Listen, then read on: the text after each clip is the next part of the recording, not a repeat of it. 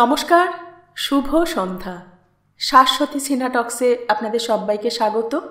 তারাশঙ্কর বন্দ্যোপাধ্যায়ের কীর্তিহাটের কর্চার তৃতীয় খণ্ড চলছে। শুরু করি।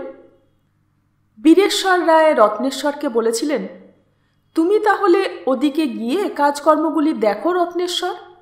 অবশ্য তার আগেই পরিচয় পর্ব শেষ হয়েছে।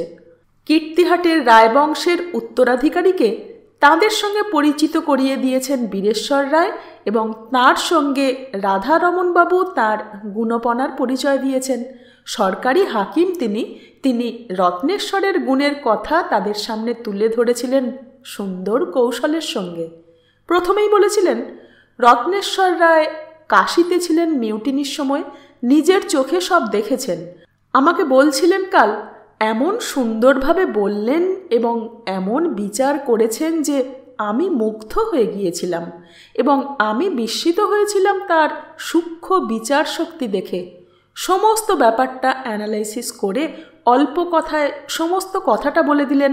বললেন, এটা হলো ইন্ডিয়ার ধর্মান্ধতার সঙ্গে ইউরোপিয়ান সিভিলাইজেশনের লাস্ট ফাইট। এটাকে আলোর সঙ্গে অন্ধকারের লড়াই বলা যেতে পারে। ইন্ডিয়ার ভাগ্য ভালো যে আলোর জয় হয়েছে, অ্যান্ড এইটাই আমার সব থেকে ভালো লেগেছে। উনি বললেন, আলোই জেতে চিরকাল, অন্ধকার হারে। রত্নেশ্বর নিজের ডায়েরিতে লিখেছেন, এরূপ কথা আমি বলিয়াছিলাম ইহা সত্য, কিন্তু এমন চমৎকার করিয়া বলি নাই এবং ইহার সঙ্গে নির্বিচারে বালক বৃদ্ধকে হত্যা করার নিন্দাও করিয়াছিলাম। কিন্তু আমার ভাবী শ্বশুর মহাশয় এই কথাগুলি বলিয়া আমাকে বলিয়াছিলেন যে কোম্পানির তরফের অত্যাচার বৃত্তান্ত বলা উচিত হইবে না। ওখান থেকে ফেরার পথে রত্নেশ্বর দেখতে গিয়েছিলেন তাঁর ভাবী বধূকে। রায়বাড়ির আলসের উপর বুক রেখে দুটি মেয়ে বোধহয় কীর্তিহাট গ্রাম দেখছিল। তার একজন অঞ্জনা, অন্যজন স্বর্ণলতা। স্বর্ণলতাকে তিনি খুব ভালো করে না দেখলেও তিনি তাকে চিনতে ভুল করেননি, কারণ এমন মেয়ে রায়বাড়ির জ্ঞাতি কুটুম্বের মধ্যে কেউ ছিল না। সুরেশ্বর বললে, সুলতা, রত্নেশ্বর রায় লিখেছেন, বিবিমহল ও রায়বাড়ির খাসমহলের মধ্যবর্তী যে কলমের বাগান, সেই বাগানের প্রবেশ মুখে উক্ত নারী মূর্তিদ্বয়কে দেখিয়া চিনিলাম এবং পুলকিত হইলাম। অঞ্জনার পার্শ্ববর্তিনী ওই স্বর্ণাভবর্ণা কিশোরীটি যে স্বর্ণলতা ব্যতিরেকে অন্য কেহ হইতে পারে না, ইহাতে আমার সংশয় ছিল না। আমি একটি বৃক্ষান্তরালে দণ্ডায়মান হইয়া তাহাকে দেখিতে লাগিলাম। হৃদয় অভূতপূর্ব ভাবাবেশে আবিষ্ট হইল। সম্ভবত তাহারা আমাকেও দেখিয়াছিল, কারণ তাহারা সরিয়া গেল। আমিও সরিয়া আসিলাম এবং লজ্জিত হইলাম। ছি ছি ছি, যদ্যপি কেহ দেখিয়া ফেলে লোকে হাস্য করিবে। আমি তাড়াতাড়ি তত্র স্থান হইতে দ্রুত পদে কাছারির মুখে চলিলাম। আমার সঙ্গে বরকন্দাজ আমাকে দেখিতে না পাইয়া ব্যস্ত হইয়া পড়িয়াছিল। আর একটু বিলম্ব হইলে সম্ভবত গোলমাল হইত। যাহা হোক, কাছারিতে আসিয়া বসিয়া মহাবীর সিংকে আজ্ঞা করিলাম যে কেহ যেন এখন না আইসে। আমি বসিয়া স্বর্ণলতার সঙ্গে আমার ভাবী মিলিত জীবনের একটি সুখ কল্পনার চিত্র মনে মনে অঙ্কিত করিতে বসিলাম। অকস্মাৎ মনে হইল অঞ্জনাকে বলিয়াছি দ্বিপ্রহরে আমার নিকট আসিবার জন্য। স্বর্ণলতার অন্তরের পরিচয় সম্যক জ্ঞাত হওয়ার জন্য কিছু প্রশ্ন করিব, কিন্তু কি প্রশ্ন করিব? প্রশ্ন একটি, আমাকে তাহার পছন্দ হইয়াছে তো, কিন্তু তাহা কি অঞ্জনাকে সরাসরি বলিতে পারিব? অঞ্জনা একটু প্রগল্ভা, লজ্জাবোধ হইতেছে। সুরেশ্বর বললে, রত্নেশ্বর একটি ছোট কবিতা রচনা করেছিলেন। কবিতাটি তার ডায়েরির মধ্যে আছে। কন্যার হইবে বিয়া ঘটকেরে আনাইয়া, পিতা কয় বাখানিয়া পাত্র চাই ইন্দ্রের মতন। মাতা কহে বুদ্ধি নাই ইন্দ্র সাথে চন্দ্র চাই, খানিক কুবেরও চাই রাজরূপ তার সাথে ধন। টক নাড়িয়া মাথা কন্যারে সুধায় কথা, এবে তুমি বলো মাতা এর সাথে আর কারে চাই।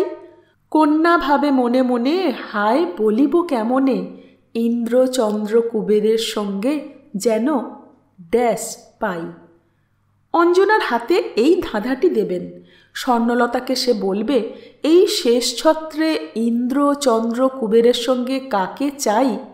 এই ফাঁকটি তুমি পূরণ করে দাও না ভাই, উত্তরটা আমি ভাই বুঝতে পারছি না। অঞ্জনা লেখাপড়া জানে না, কিন্তু তা বলে মূর্খ বলতে যা বোঝায় তা নয়। সেকালে লেখাপড়া না জেনেও পুরাণে কাব্যে রঙ্গ রসিকতায় সে পারঙ্গমা ছিল। ছড়া পাঁচালী কৃত্তিবাসী কাশিদাসী রামায়ণ মহাভারতের অনেক অংশ মুখস্থ ছিল, আওড়াতে পারত। রীত তরিবৎ তাও সে ভালো জানত। লেখাপড়া না জানলেও অশিক্ষিতা ছিল না। সে একবার শুনে বলেছিল, কি কি কি আর একবার পড়ুন তো। রত্নেশ্বর রায় লিখেছেন সুলতা। অঞ্জনার প্রশ্নে আমি কৌতুক বোধ করিলাম, বুঝিলাম সে বুঝিতে পারে নাই। আমি তাহাকে আবার একবার পড়িয়া শোনাইলাম। সে এবার খুক খুক শব্দে হাসিয়া ফেলিল এবং সঙ্গে সঙ্গে মুখে কাপড় চাপা দিয়া হাসি রোধ করিতে চাহিল। রত্নেশ্বর প্রশ্ন করেছিলেন, হাসলে যে? অঞ্জনা বলেছিল, এ তো খুব সোজা। সোজা? কই বলো তো শুনি। আর একবার পড়ুন। রত্নেশ্বর পড়েছিলেন, ঘটক নাড়িয়া মাথা, কন্যারে সুধায় কথা, এবে তুমি বলো মাতা, এর সাথে আর কারে চাই? কন্যা ভাবে মনে মনে, হায় বলিব কেমনে, ইন্দ্রচন্দ্র কুবেরের সঙ্গে যেন। অঞ্জনা বলে উঠেছিল, রত্নেশ্বরে পাই। বলে খিলখিল শব্দে হেসে উঠেছিল। রত্নেশ্বর শঙ্কিত হয়ে উঠে বলেছিলেন, চুপ চুপ, বাইরে কে কোথায় শুনতে পাবে। সাক্ষাৎকারটি পূর্বের বন্দোবস্ত মতো দুপুরবেলা নির্জনে রত্নেশ্বরের ঘরে হয়েছিল। খাওয়া দাওয়ার পর গ্রামাঞ্চলে একটা বিশ্রামের সময় আসে, তখন সকলেই একটু আধটু গড়ায়। সুরেশ্বর বললে, কি শীত, কি গ্রীষ্ম দুপুরের পর একটু গড়ানো এদেশের পক্ষে প্রয়োজন কিনা সে কথা বৈজ্ঞানিকেরা বলতে পারেন। শুনেছি গান্ধীজিও নাকি গড়িয়ে থাকেন। ওর কোমরে যে পকেট ঘড়িটা আছে তাতে অ্যালার্ম বাজে, ওই আধ ঘন্টা 3 কোয়ার্টার পর সেটা বাজুক না বাজুক ঠিক উঠে পড়েন। তবে গ্রামের লোক, নিতান্ত গরিবের ঘর ছাড়া সবাই ঘুমোয়। 1937 সালেও ঘুমোতে দেখেছি আমি। ওর মধ্যে প্রয়োজন ছাড়া বোধহয় আভিজাত্যও আছে। আমারও ওটা অভ্যেস হয়ে গেছে। সুলতা হেসে বললে, জানি আমি, আজ দুপুরেই টেলিফোন করেছিলাম। রঘু আমাকে বললে, লালবাবু নিদ যাচ্ছে দিদিমণি, কাল রাতভর আপনার সাথে গল্প করিয়েছেন, আজ তো বহুক্ষণ নিদ যাবেন। দুপহর বেলা নিদ না গেলে তবিয়ত খারাপ হয় উনকা। আমি বললাম, থাক তাহলে, ডেকো না।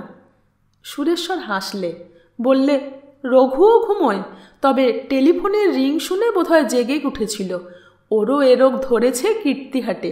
দুপুরবেলা সারা গ্রামে অন্তত ঘণ্টাখানেকের জন্যে ঘুম পাড়ানি মাসি এসে আঁচল বিছিয়ে বসেন। সেদিন মানে 1858 সালের ফাল্গুন মাসের দুপুরবেলাটায় সবাই গাঢ় ঘুমে ঘুমিয়েছিল। আগের দুদিন সারা রাত্রিব্যাপী উৎসব গেছে। সারা রায়বাড়িটা নিস্তব্ধ নিঝুম। রায়বাড়ির কার্নিশে কার্নিশে অনেক পায়রা থাকত, আজও আছে। সেগুলো পর্যন্ত বাসায় বুক পেতে বসে থাকে, মধ্যে মধ্যে এক একটা শব্দ করে, তাও ক্ষীণ।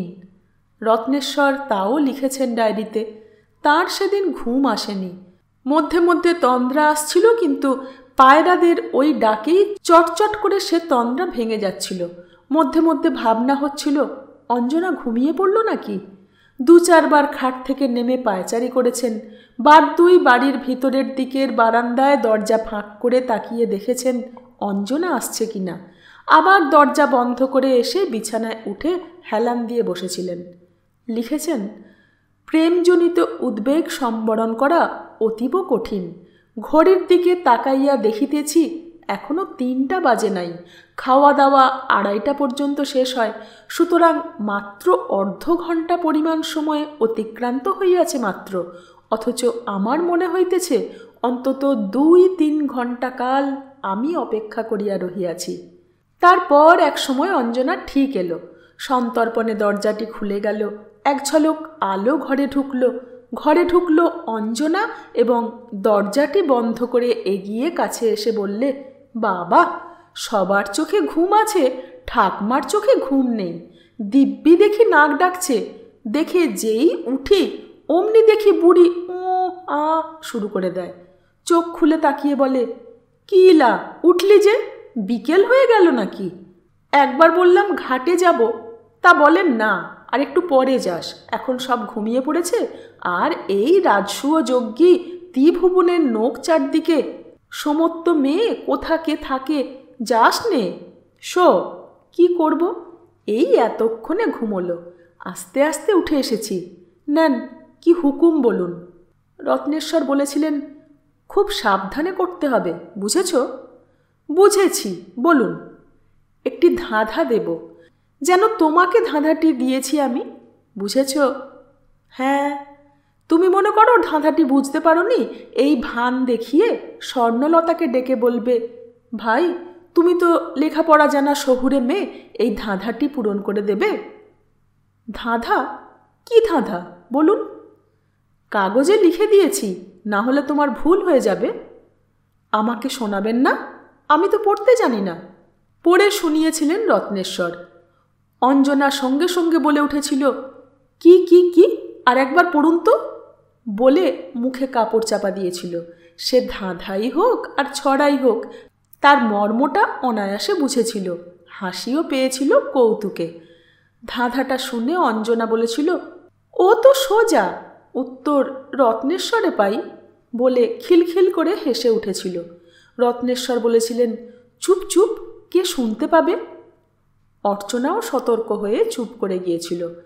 ফিসফিস করে বলেছিল, ওই আমার দোষ, হেসে ফেললি।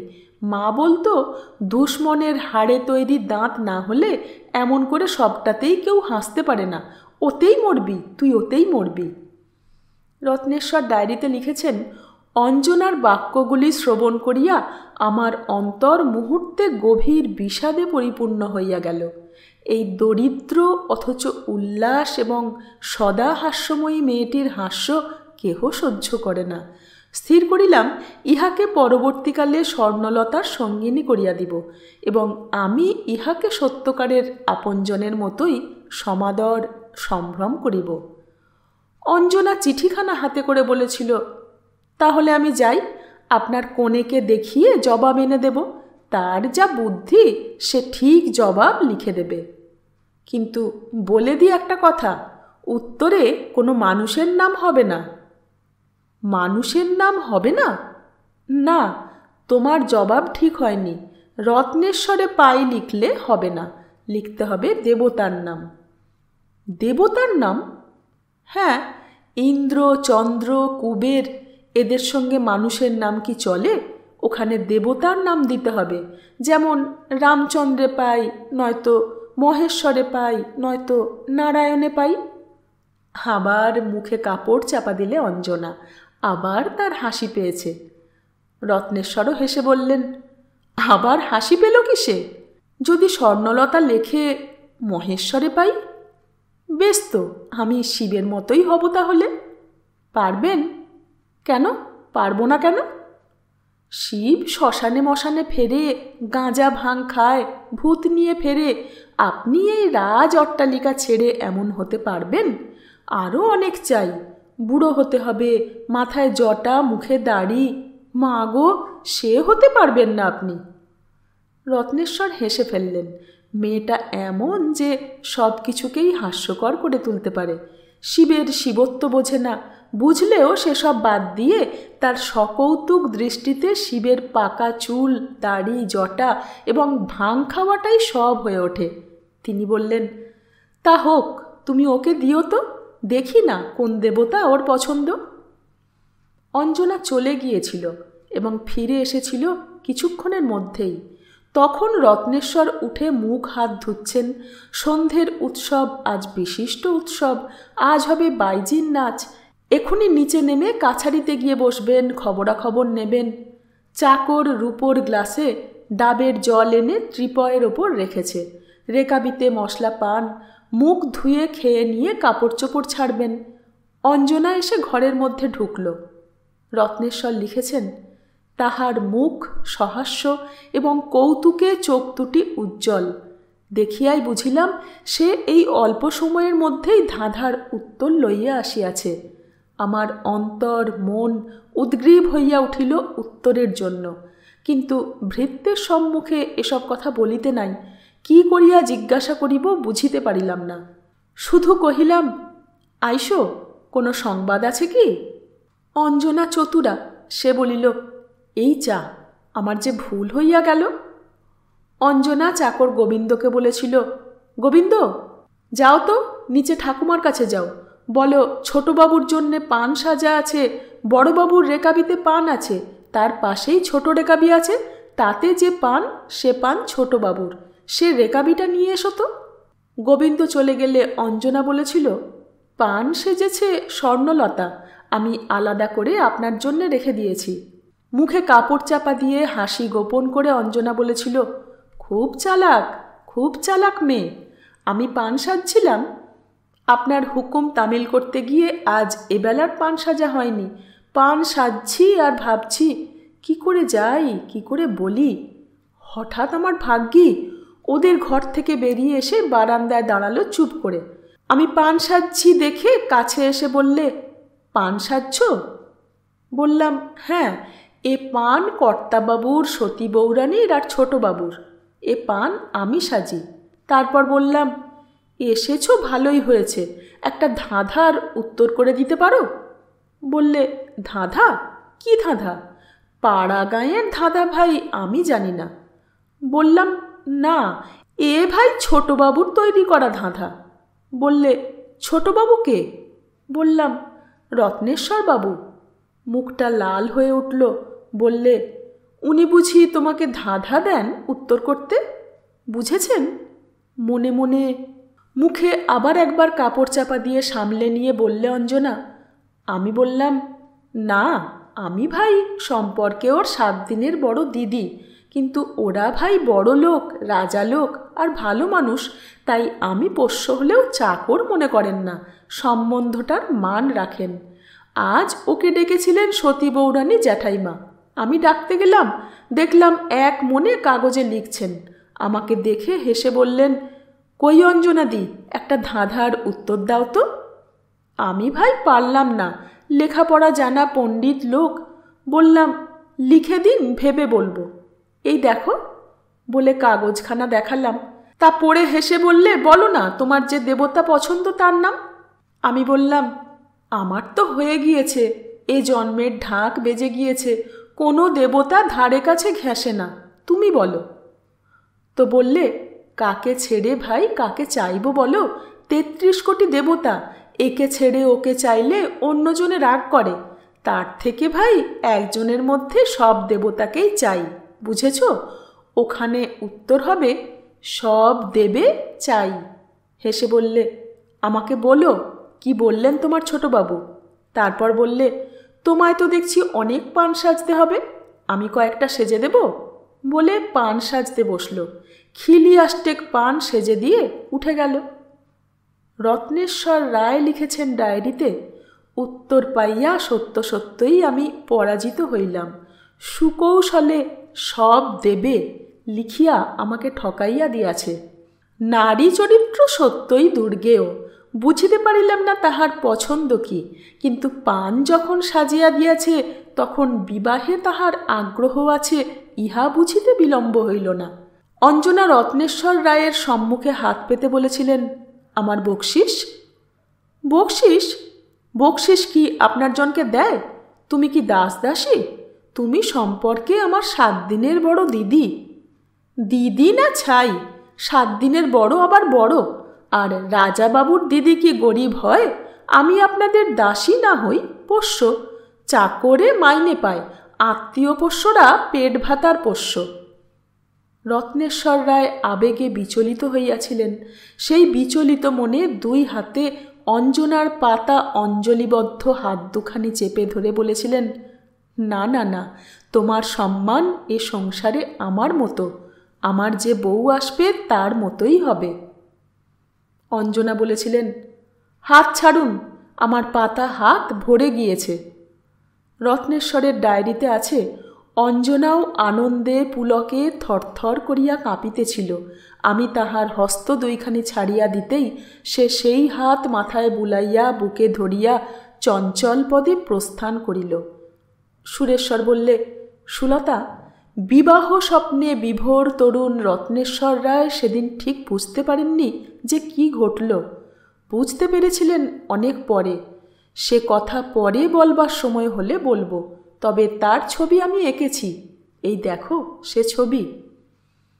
তরুণ রত্নেশ্বর রায় একটি দীর্ঘ শ্যামাঙ্গী মেয়ের হাত ধরে তার মুখের দিকে তাকিয়ে আছেন। মেয়েটিও তার দিকে তাকিয়ে আছে।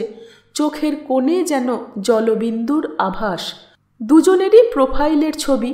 মেয়েটির চোখটি বড় সুন্দর, আর মাথায় এক রাশি কোঁকড়ানো চুল ফুলে ফেঁপে পিঠের দিকে উঠে পড়েছে।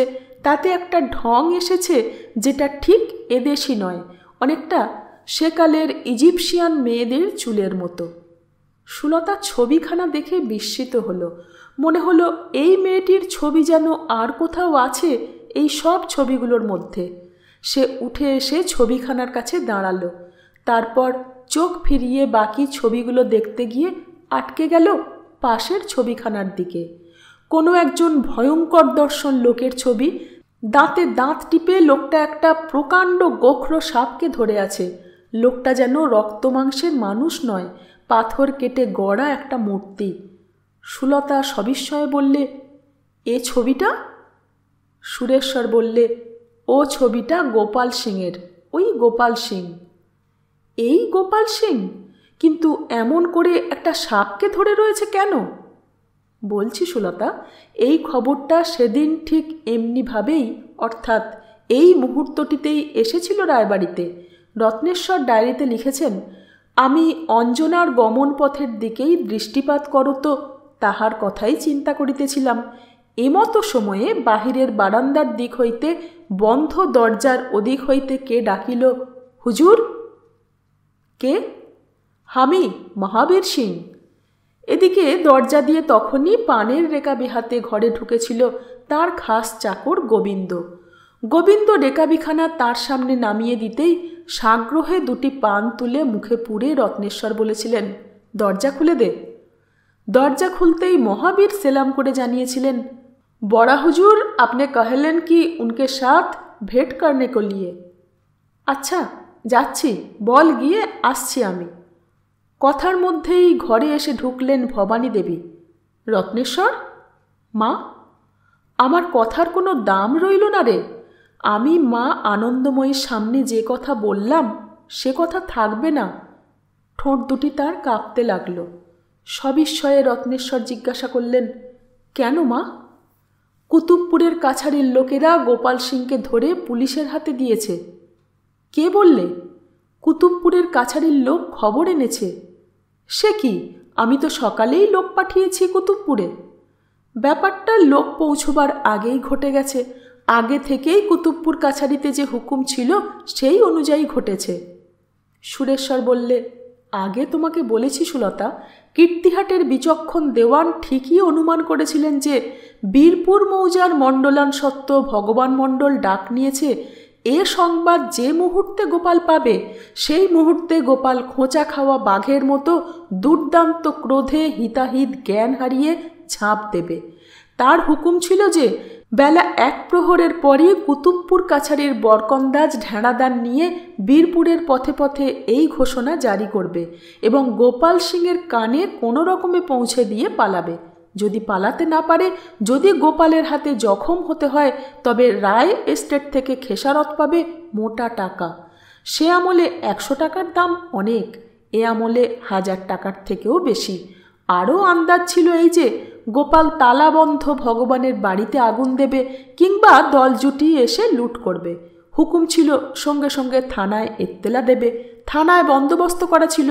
থানার দারোগা, জমাদার, মুন্সিবাবুদের সঙ্গে গোপালের দহরম মহরমের কথা অজানা ছিল না কারুর। দেওয়ান তারও ব্যবস্থা করে রেখেছিলেন। একদিকে এসডিও ডিএসপিকে নিমন্ত্রণের ব্যবস্থা করেছিলেন কীর্তিহাটে, তার সঙ্গে ইন্সপেক্টর বাবুও বাদ যাননি। ওদিকে দারোগা, জমাদার, মুহুরিবাবুদের খুশি করবার ভার দিয়েছিলেন কুতুবপুরের নায়েবকে। সে তা করেছিল। ঘটল সবই, কিন্তু গোপাল সিং যা করলে তা সকলের অনুমানকে অতিক্রম করে গেল।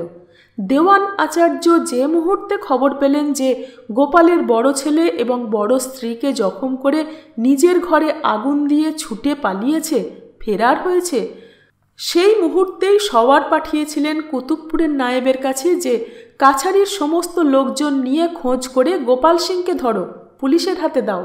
যারা ধরবে তারা 100 টাকা বকশিস পাবে, অবশ্য সকলে মিলে। খবরটা কুতুবপুরে গিয়ে পৌঁছেছিল সন্ধ্যার পর।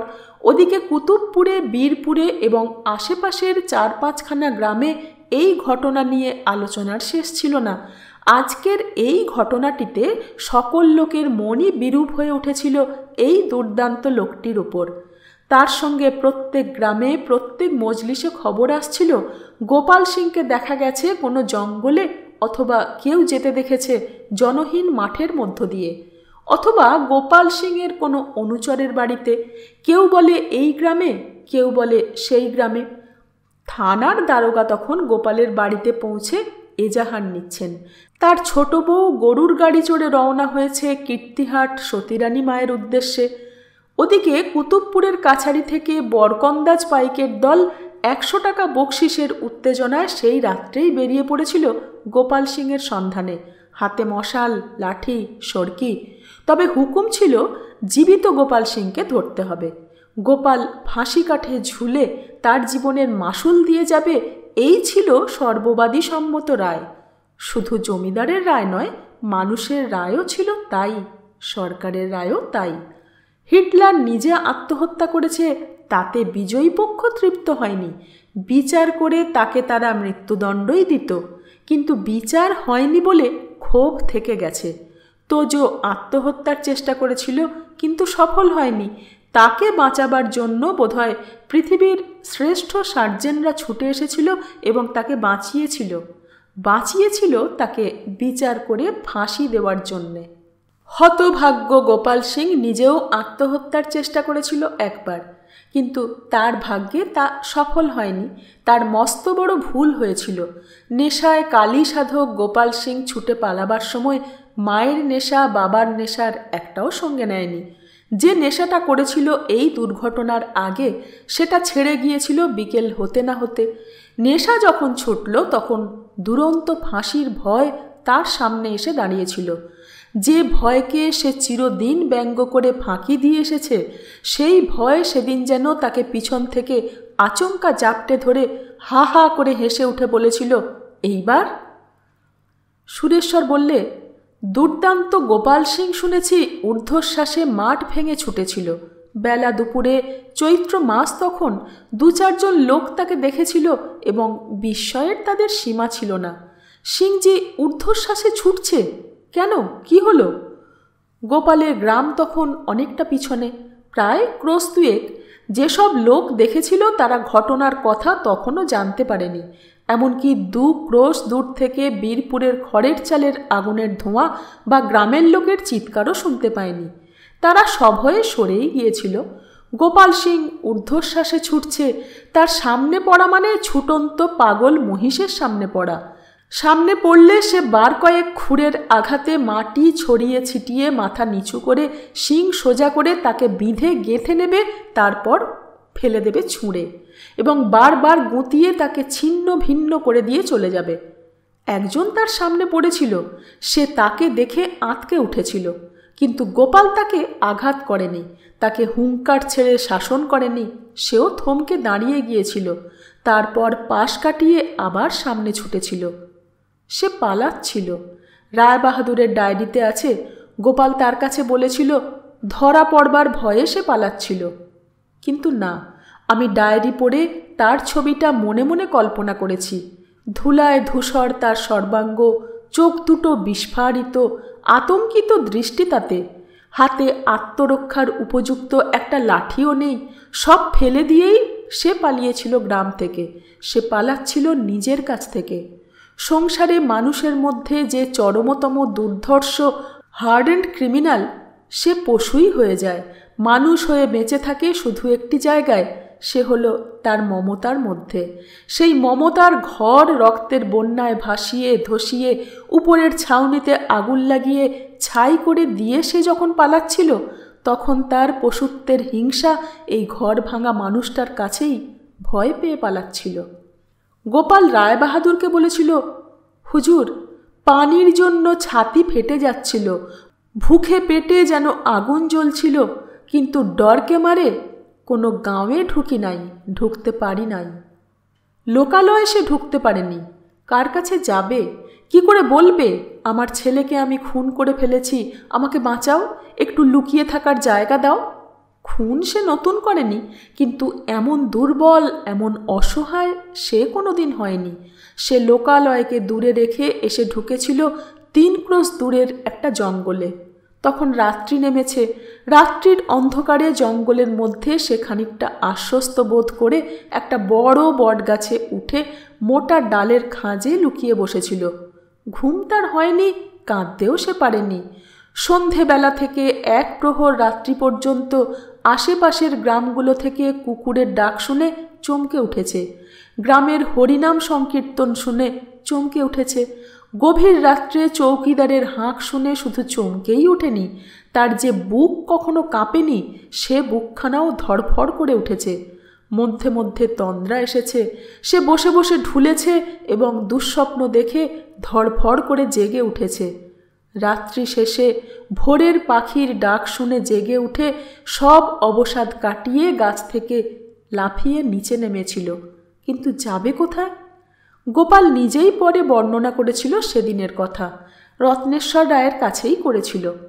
বলেছিল, বাবুজি, ভোরবেলা পাখিগুলো ঘন ঘন একসঙ্গে কলকল করে ডাকে।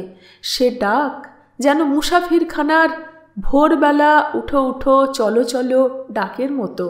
আমার মনে হয়েছিল বাবুজি, যেন তামাম দুনিয়ায় ধরো ধরো পাকড়ো পাকড়ো আওয়াজ উঠে গিয়েছে। আধা ঘড়ি 1 ঘড়ির মধ্যে দুনিয়া আলো হয়ে যাবে, লোকজন জেগে উঠবে, গরুর রাখালেরা গরু নিয়ে মাঠে আসবে, এই জঙ্গলের ধারে ধারে গরু চড়াবে, কাঠুরেরা কাঠ কাটতে আসবে, মেয়ে লোক শুকনো ডাল ভাঙতে পাতা কুড়োতে আসবে। আমি যাব কোথায়? হাতে আমার কিছু ছিল না বাবুজি। হাতের লোহার বোলোওয়ালা ডান্ডাটা ফেলে দিয়ে ছুটে পালিয়েছি। স্রেফ 2 হাত ছাড়া আমার কিছু নেই কাছে। আমাকে ধরতে এলে আমি করব কি, লড়ব কি দিয়ে? মনে হলো মরে যাই, নিজে থেকে মরে যাই। মাথার মুড়েটা খুলে পড়ে গিয়েছে। আছে এক পরনের কাপড়, সেই কাপড় গাছের ডালে বেঁধে ফাঁস বানিয়ে ঝুলে পড়ি। কিন্তু তাও পারিনি হুজুর। নিজেই আমি অবাক হয়ে গিয়েছিলাম আমার নিজের ভয় দেখে। হয়তো সঙ্গে সঙ্গে হলে পারতাম। তখন মনে মনে হচ্ছিল এই জঙ্গল ধরে কোনো রকমে পালিয়ে যাবো একেবারে গঙ্গার ওপারে, সুন্দরবনের কোনো গাঁয়ে গিয়ে একদম ভোল পাল্টে কুঁড়ে বেঁধে থাকবো, খাটবো খাবো, কিন্তু এই দিনের বেলা এ জঙ্গল থেকে বেরোনো হবে না। গোপাল সিংকে এ অঞ্চলে চেনে না এমন আদমি নেই। দেখলেই চিনবে, আর চিনলেই লোকে হৈ হৈ করবে। এত রোজ ধরে গোপাল যে জুলুম জবরদস্তি করেছে, তার আক্রোশ আজ গর্ত খুঁড়ে বের করা সাপের মতো বেরিয়ে পড়েছে, ফনা তুলে দুলছে। মনে পড়ে গিয়েছিল জঙ্গলের মধ্যে একটা ভাঙা মন্দির আছে। বটগাছ উঠে মন্দিরটাকে ফাটিয়ে দিয়েছে, তবুও গাছের শিকড়েই আষ্টে পৃষ্ঠে বাঁধা হয়ে দাঁড়িয়ে আছে। ওদিকে জঙ্গলের বাইরে তখন শোরগোল উঠেছে। সন্ধ্যের মুখে সে যখন এই জঙ্গলে ঢোকে তখন দূর থেকে কেউ দেখেছিল। তখনও এত বড় খবরটা তার কাছে পৌঁছায়নি। খবরটা এসেছিল রাত্রে। তারপর প্রহরখানেক রাত্রে কুতুবপুর কাছারির পাইক বরকন্দাজ এবং তাদের সঙ্গে গোপালের উপর যাদের আক্রোশ, তাদের একটা দল গ্রামে এসে পৌঁছেছিল। লোকটি বলেছিল, গোপাল সিং সন্ধ্যের মুখে এই জঙ্গলে গিয়ে ঢুকেছে, আমি দেখেছি, কিন্তু খবরটা তো শুনি নাই। ভাবলাম গোপাল সিং তো, তার তো 1000 কাজ, সেই কোনো কাজে এই ভর সন্ধ্যেতে জঙ্গলে ঢুকেছে। ব্যস্ত সমস্ত দেখে হেঁকে বলতেও সাহস হয়নি, সিংমশাই এই সন্ধেবেলা জঙ্গলে কোথায় যাবেন? তার কথা শুনে গোটা দলটি গাঁয়ের ভিতর অপেক্ষা করে শেষ রাত্রে রওনা হয়ে এসে এই সকালেই জঙ্গলের মুখে হাজির হয়েছে। শোরগোল উঠেছিল তাদেরই। গোপালের ঊর্ধ্বশ্বাসে ছুটবার উপায় ছিল না। গাছে উঠে বসে থাকতেও ভরসা পায়নি। গাছে উঠলে অসহায়, তীর মারবে, বাঁটুল মারবে। সে যথাসম্ভব দ্রুত পদে এসে হাজির হয়েছিল ভাঙা মন্দিরটার সামনে। বট গাছের ডালপালায় ঢাকা মন্দিরটা পেয়ে সে যেন বেঁচে গিয়েছিল। এক কোণে সে লুকোবে, কিন্তু ঢুকতে গিয়ে থমকে দাঁড়িয়েছিল। প্রকাণ্ড একটা সাপের খোলস দরজার মাথার একটা ফাটল থেকে লম্বা হয়ে ঝুলে রয়েছে, কিন্তু সে লহমার জন্যে। গোপাল সাপকে ভয় করে না। গোপাল শুধু লাঠিবাজ, দাঙ্গাবাজ, খুন খারাপিবাজ নয়, সে আরও অনেক কিছু পারে। সাপ ধরতে পারে, সাপের ওঝা, ভূত, প্রেত, পিশাচ তাড়াতে পারে। তার হাতে তাবিজ আছে, জড়িবুটি আছে। ওসবের ভয় তার নেই। ভয় তার মানুষকে। সে মন্দিরের মধ্যে ঢুকে পড়ে দরজার পাশের একটা কোণায় উবু হয়ে চুপ করে বসেছিল। লোকজন এলেও দরজার মুখ থেকে সামনের কোণ দুটো খালি দেখে ফিরে যাবে। পরবর্তীকালে গোপাল বলেছিল রত্নেশ্বর রায়কে, কিন্তু মানুষের পাপ জব পুরা হয়ে যায় বাবুজি, তখন ভগবান নারাজ হন। তিনি নারাজ হলে পার কারুর নেই। গোপালের পাপ সে রোজ পুরা হয়েছিল। ভগবান নারাজ। কোণে বসে থাকতে থাকতে গোপাল চমকে উঠেছিল একটা গোঙানি শুনে। সাপের গোঙানি। বাপ, সে কি গোঙানি! যেন কাল গর্জাচ্ছে। সতর্ক দৃষ্টিতে আওয়াজের জায়গাটা আন্দাজ করে তাকিয়েছিল দরজার মাথার দিকে। হ্যাঁ, ঠিক দরজার খিলানের মাথায় বটের শিকড়ে ফাটানো একটা ফাটল থেকে একটা বড় ব্যাঙের মুখের মতো মুখ আর তার দুটো পলকহীন কালো চকচকে চোখ দেখতে পেয়েছিল সে। তার মুখ থেকে চেরা জিভের দুটো কাঁটা লক লক করে খেলছিল আগুনের শিখার মতো। সাপকে ভয় করে না গোপাল, কিন্তু বেকায়দায় পড়েছে সে। সাপটাই আছে কায়দার জায়গায়। মাথার উপর, মাটির উপর সামনাসামনি লড়া যায়, কিন্তু মাথার উপর দুশ্মন থাকলে তাকে লড়াই কি করে দেবে? গোপালের মনে পড়েছিল সে ঠিক এই কায়দায় ছিরুদাসের ঘাড়ের উপর গাছ থেকে লাফ দিয়ে পড়ে এক কোপে ঘায়েল করেছিল। এক উপায় হামাগুড়ি দিয়ে বেরিয়ে পালানো। সাপটা অনেক উঁচুতে, ছোবল দিতে পারবে না। তাই করবার জন্যে সে তৈরি হচ্ছিল, কিন্তু ততক্ষণে সাপটা নামতে শুরু করেছে। গোপাল পিছিয়ে এসে বসে তৈরি হয়েছিল সাপটাকে ধরবার জন্য। মাটিতে পড়ে ছোবল দেবার জন্য ঘাড় তুললেই তার ডান হাতও পাশ থেকে ছোঁ দেবে, চেপে ধরবে তার গলা। চোয়ালের নিচে। লক্ষ্যভ্রষ্ট সে হবে না, সে বিশ্বাস তার ছিল। লক্ষ্য করছিল সে সাপটাকে সরসর করে পলেস্তারা ওঠা দেওয়াল বেয়ে নেমে আসছে। বিরাট গোখরো। হায় বাপ, দুহাত এক করলেও এত বড় ফনা হয় না। ওদিকে তখন মন্দিরের সামনে লোক। তারা গোপালকে দেখে হৈ হৈ করে এগিয়ে এসেও থমকে গিয়েছিল। হায় বাপ, সাপটা ফনা তুলেছে। তুলেছে গোপালের দিকে নয়, পিছনে দরজার কাছে মানুষের সাড়া পেয়ে ওদিকে ফনা তুলে গর্জন করে দাঁড়িয়েছে। গোপাল এ সুযোগ ছাড়েনি।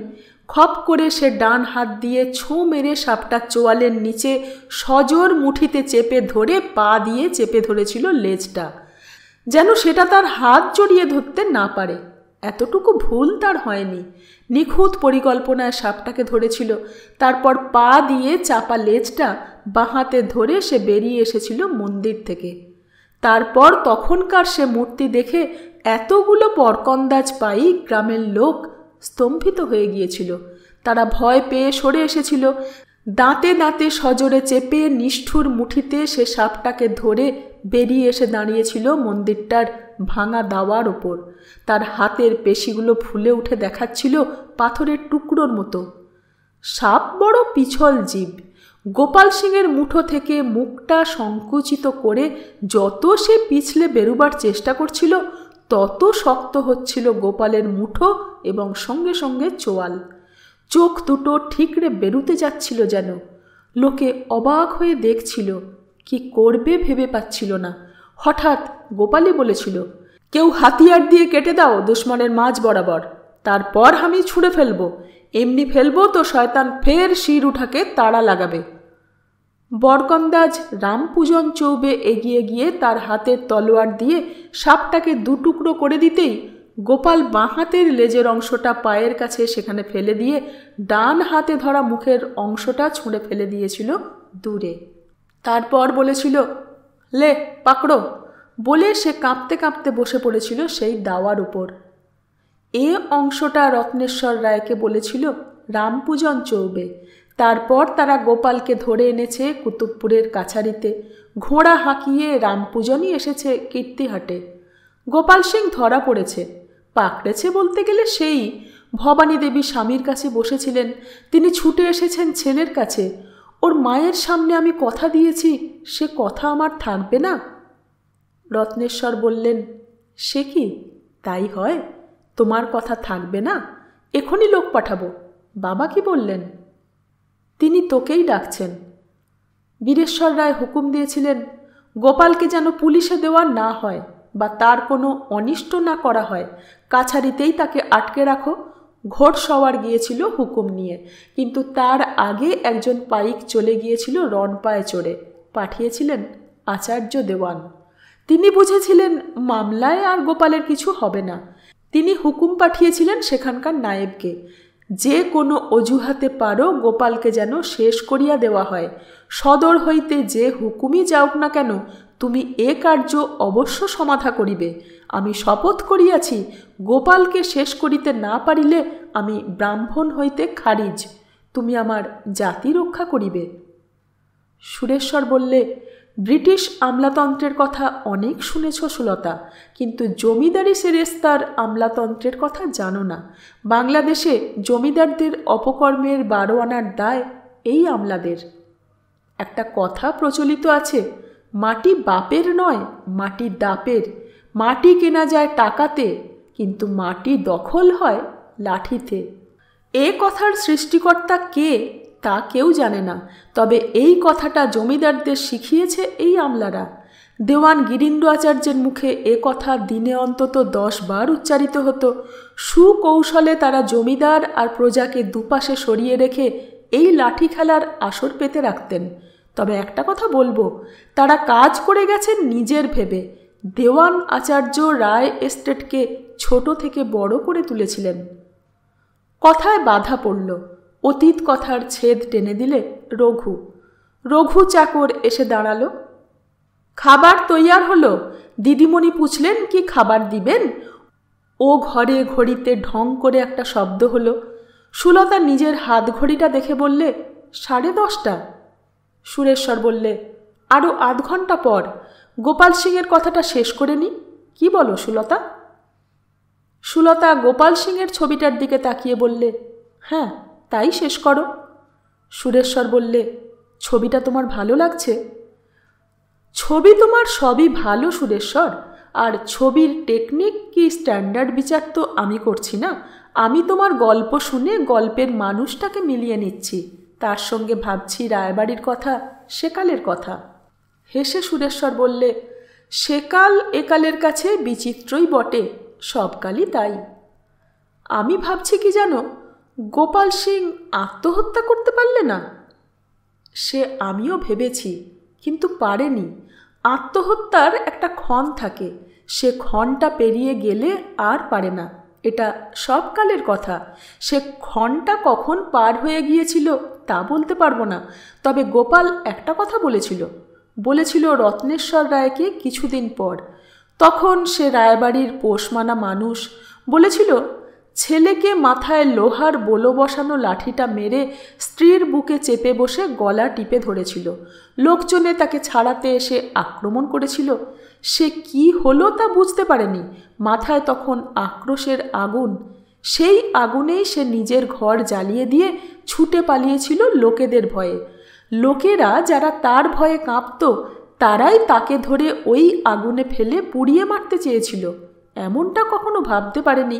তাই ওদের ওই চেহারা দেখে হঠাৎ কেমন ভয় লেগে গেল। ওদিকে বড় পুত্রবধূ কেঁদে উঠল, মরে গেছে, মরে গেছে। এ কি হলো, এ কি করলে বলো? আমি সেই ভয়ে ছুটে পালালাম। তারপর সাপটা যখন ফনা তুলে দাঁড়ালো মন্দিরের মধ্যে, তখন যে কি ভয় হলো বলতে পারবো না। আমি তার কামড় খেয়ে মরতে পারতাম, কিন্তু ভয় পারলাম না, সেটাকে ধরে ফেললাম। মরতে পারলাম না, নিজে মরতে পারবো না।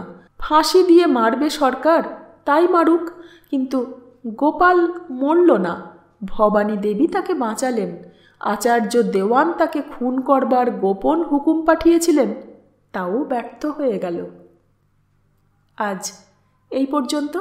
গল্প ভালো লাগলে চ্যানেলটা সাবস্ক্রাইব করে দেবেন, লাইক দেবেন এবং কমেন্ট করে জানাবেন। শেষ করছি, সঙ্গে থাকবেন। ধন্যবাদ।